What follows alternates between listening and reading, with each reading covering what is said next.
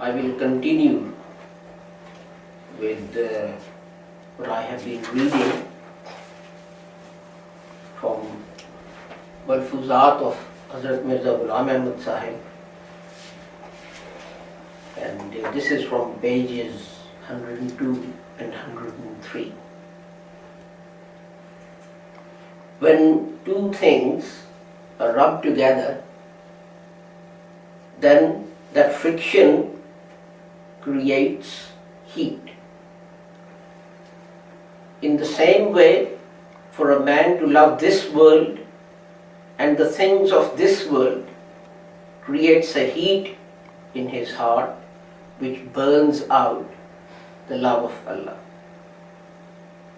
And the heart darkens and becomes distant from God and becomes restless in pursuit of material things.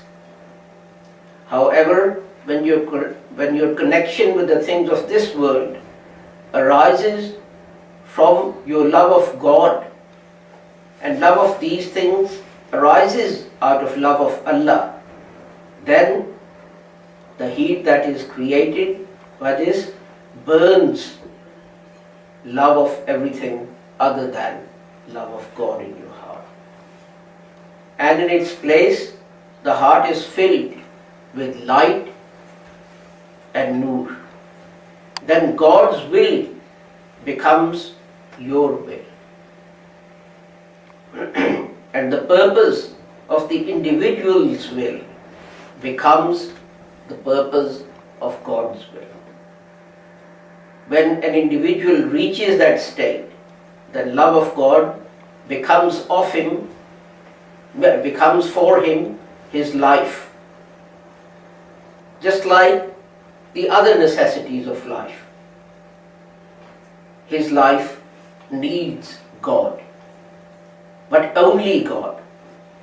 In other words, it can be said that his pleasure and contentment lie in God. Then, if by the hand of the materialistic people of this world he suffers some pain or some torment, then the truth is that for Allah he enjoys such pain and torment with joy and with contentment. And that is not the fortune of even the richest.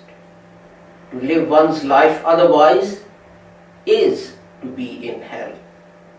That is, to live a life without the Almighty is to live in hell. We also learn from Hadith that this heat is like the heat of hell.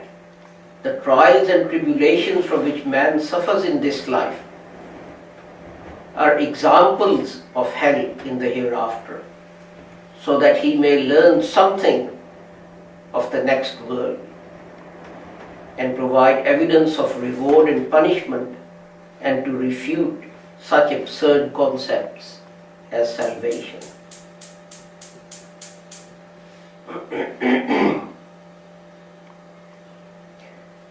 Now I return to the original purpose of my talk and say to you that God Almighty has created hell for most men and jinn. But then He, that is Allah, but then He says that they themselves have created this hell for themselves. They are invited to paradise. And a pure heart hears things of purity and beauty and cleanliness.